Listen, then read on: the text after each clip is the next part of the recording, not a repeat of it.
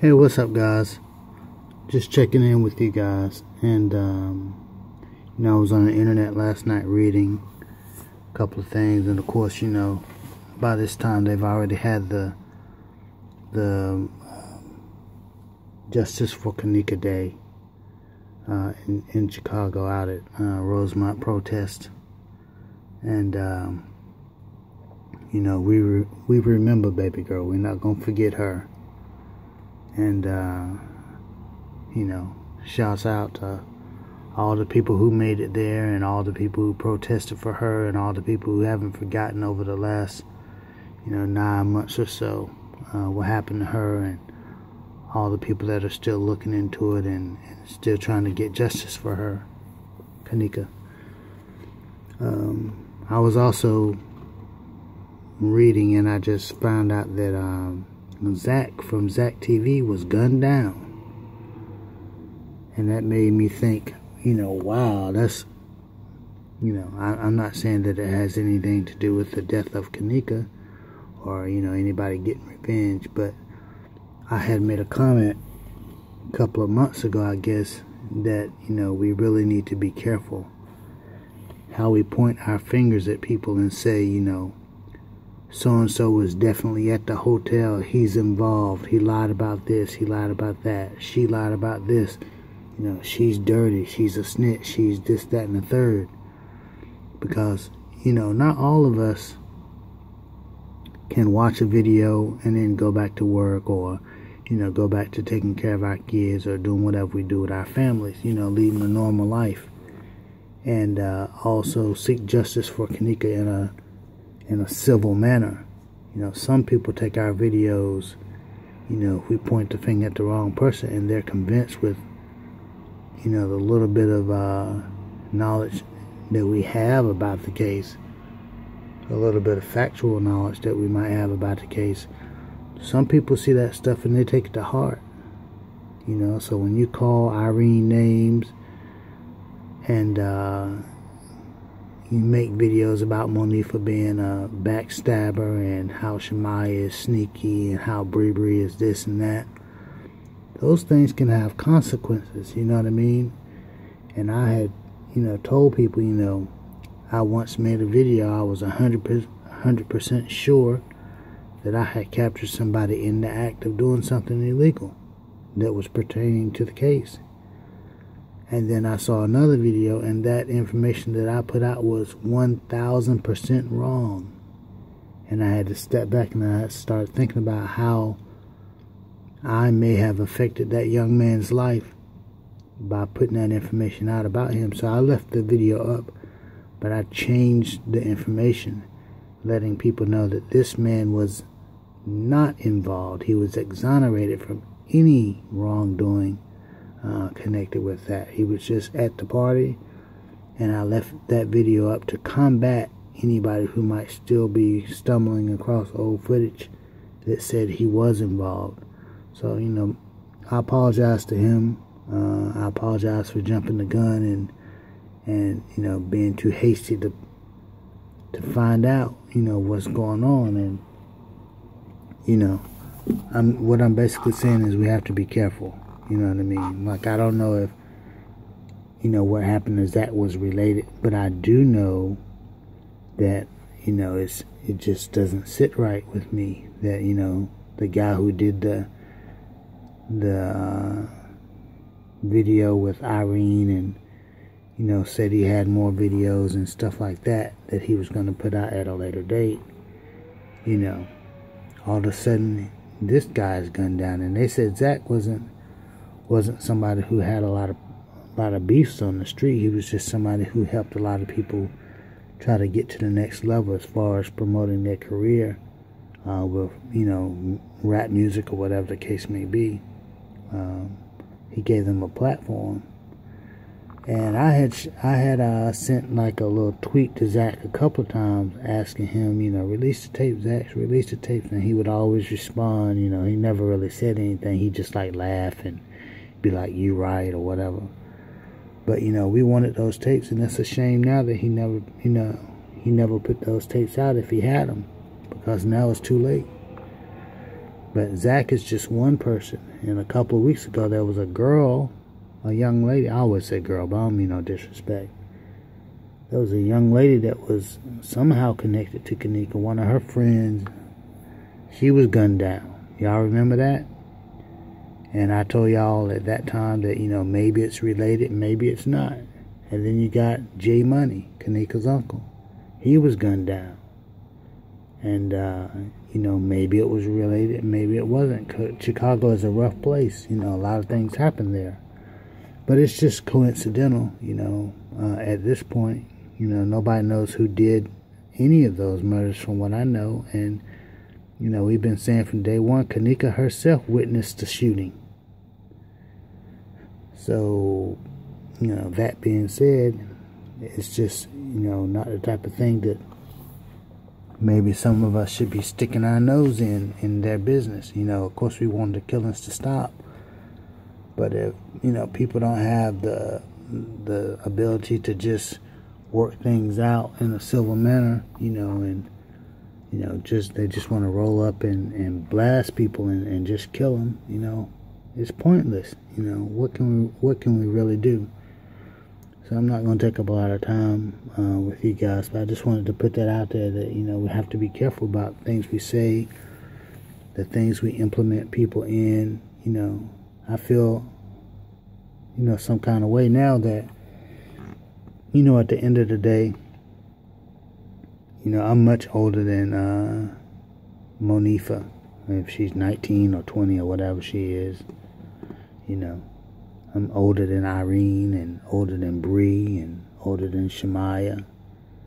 And I know how I was at 20 years old. Some of the dumb things I did, some of the things that I thought that, I wouldn't think those things today, with different experiences. So, judging the way they reacted, yeah, I don't like the way they reacted. I don't like the way they handle things, but they handled it the way a 20-year-old coming up in that type of environment that they come up in, knowing the things that they might know, having the type of understandings about things and about life and about their neighborhoods and street codes and all those things. They reacted and they handled things based on what they knew, and I don't believe anymore. I never said I liked the way Monifa behaved, especially like right after Keneeka went missing. I never liked the fact that Monifa didn't come out and try to be more vocal about what she knew. But, she basically said, hey, I wasn't, I was, using some drugs and weed that night. I was a little tipsy, this, that, and the third, so I wasn't as clear-headed as you might want me to be. But I do apologize, and I owe her mom an apology. And that just goes to show that, she does have, something. We have to give her something. I don't believe Monifa had anything to do with Keneeka's disappearance or setting her up or anything like that anymore, because we've been searching for 9 months. If there was an old Facebook post from 2015, people have found it, people have read it, people have said it meant this and that, and we didn't see anything conclusive, anything substantial that showed any real beefs between Monifa and Keneeka. We didn't see anything between Shemaya, who we all pretty much think Shemaya loved Keneeka. Maybe she was closer than Monifa. And then I've read a lot of posts from Abriana. She seemed to love Keneeka a lot too, and they seem to be close, and I really don't see that they did anything to her. As a matter of fact, I believe Abriana was the one who was telling Monifa, don't leave her. Do not leave her at that hotel. Don't leave her. Stick around. Don't go nowhere. And Monifa was upset because she was like, we've looked everywhere. We don't know where she is. And they were actually, the telling thing for me was when they got mad, I don't know which one it was, Shamaya or Monifa who said it, but one of them was mad at Keneeka because they couldn't find her. One of them made a comment that was like, "Oh, my mama, she basically they were saying, oh, my mama, she's dumb," or oh, my grandma, you know how they talk.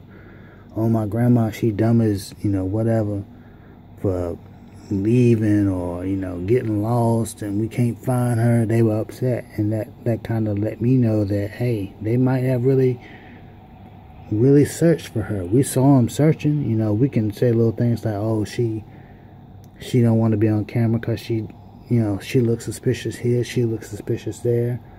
But we know the security guard stopped him and told him, look, y'all don't go back in your room, we're going to kick you out of this hotel. And that in and of itself is proof that they were looking. So we know they looked. And we know after 9 months, we ain't found a scratch of evidence that said anything happened other than how they said it. They lost track of Keneeka. We saw Keneeka on video. We saw her walk into the kitchen, but we didn't see what happened after she turned the corner. That's the only missing part. But that doesn't mean they killed her. That doesn't mean they set her up. All these people making these fake videos talking about, there's a guy in a black hoodie holding her up. Oh, if a guy in a black hoodie is holding her up all the way in the hallway, and then you tell me the same guy is waiting on her in a blue jacket when they get to the kitchen. Then you tell me, somebody's holding her up, but at the same time you telling me somebody in the corner is reaching out their arm trying to pull her leg, and you telling me it's the security guard. Same people with the same BS. Same people are implementing everybody in this, that, and the third. And it's crazy, but it is what it is. I feel bad for, Miss Teresa, that all this drama has surrounded this case with Keneeka, and, they still protesting. I don't know if she ever got money from Crown Plaza. If she didn't, I don't know what type of job her lawyers did, because she was certainly due to get something. She may not have wanted money. Nobody really wants money more than they want their kids to be alive. I mean, I know there's a couple of people out there, but that's not the norm. For people to prefer money over the life of a child. So you had dumb people out there like Mike Larry and Chosen King, Chosen Idiot, and you had other people out there putting out just bad information and stuff like that, and asking you to have all these kind of scenarios and believe all this crap. And they put every 5 minutes they put out a video that says it's a different killer in a different location doing something different, and people still following them. So to each his own. But I feel bad for Miss Teresa, because they even said she was involved. They even said her boyfriend was involved. They even said her other daughter, Lenora, was involved. They said everybody was involved. So, when you're putting that type of negative energy out there, and you're putting that type of bad and false information out there, you can't be surprised if somebody get killed. You run around your neighborhood saying this, that, and the third about somebody that's negative. Even if most people know it to be ridiculous, you're always going to have one or two idiots that want to entertain the idea that it's true. And, that's just what it is. I mean, I feel kind of bad that, we're in that type of condition, but that's what it is. So, I certainly, my heart goes out to Zack and his family, and all the stuff that they might be going through, or they must be going through right now, because it was pretty much a drive-by shooting. And it's a shame, that big city like Chicago can have so many killings, and not only do they have killings, they got a corrupt police department. Chicago is one of the worst places you can go. I don't even fly into Chicago when I travel. I avoid them at all costs. I don't fly into JFK. I don't fly into Chicago. You know, because these airports, you know, they have a bad reputation. And if the airport has a bad reputation, that means, you know, the people that's working in those airports and, you know, the city and all those kind of stuff, they probably up to some shady stuff too. So at the end of the day, Rosemont police didn't do their job. We don't believe that Keneeka walked into no freezer that they can't even verify for us if the freezer was on or not, or who was using it and what was stored in it and why. If it was locked or unlocked, we can't get no information.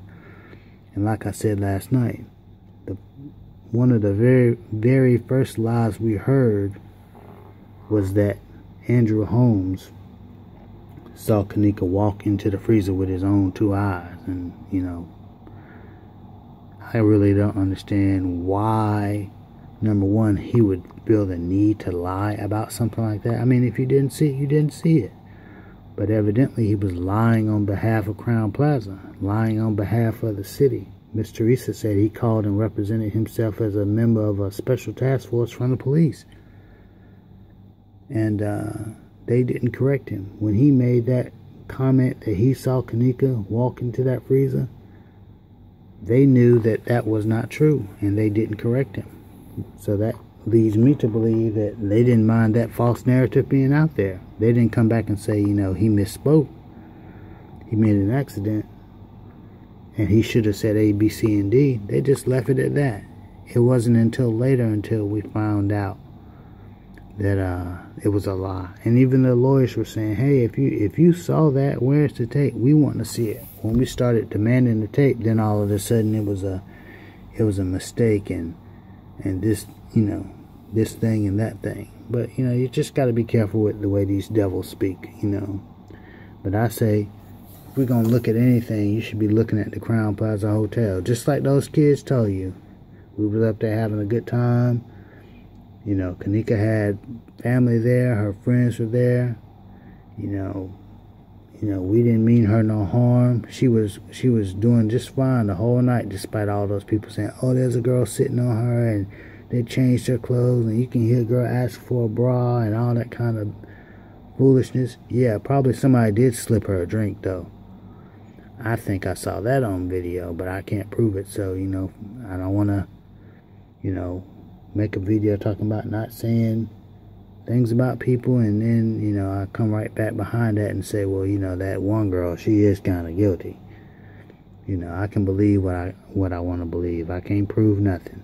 I'll say that at the end of every video. I can't prove nothing, and most of this stuff can't be proven. It's just opinion, you know, maybe opinion based on, you know, some very good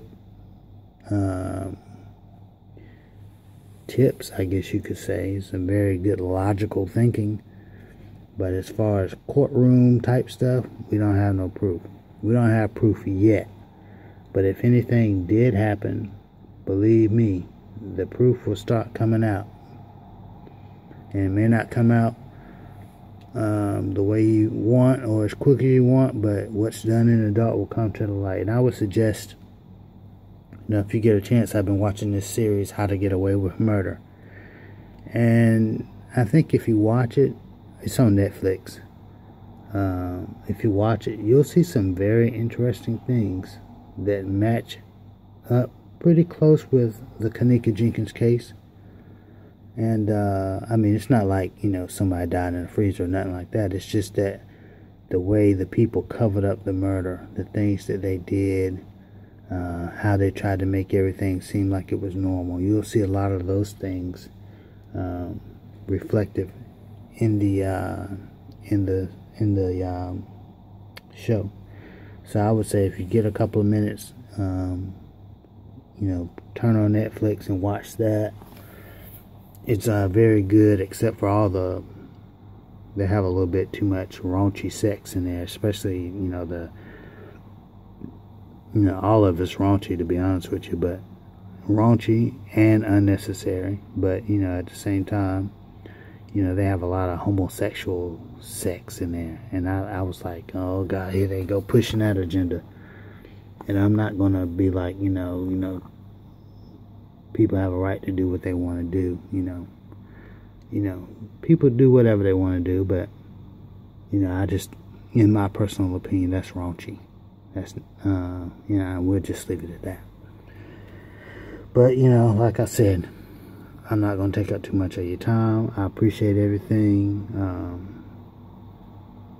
I don't know what we're gonna do from here. I don't know where to go from here. The information is slow, but it might start coming out now. It's getting ready to get summertime again. People are gonna be out. You gotta think, for the past 2 or 3 months, people have been inside for the most part, trying to stay out the cold. People ain't been protesting, but it's getting ready to get warm. Or it's already warm. It's May or June. And people going to be outside. They're going to be talking about the protests that just happened. They're going to be, it's going to be on people's minds again. So, shout out to everybody who's still researching the case, who's still trying to get justice for Keneeka and Jolie Musa.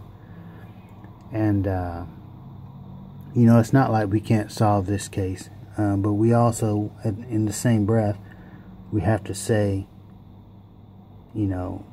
it is possible that it's an accident. I don't personally believe it's an accident, but I don't know. And in my next video, I want to talk about that freezer again. And I want to talk about her foot and the blood that's on her foot and some other little strange things that I found. So you guys stay tuned. I'm going to try to put that together for you. I'm sorry I'm giving you like these. I don't want to be on the video that much anymore. And I will be, maybe I can get a haircut or something like that, and I'll do another video. But for right now, you guys just gotta watch the street. I'm sorry. At least I'll show you the skyline. How about that?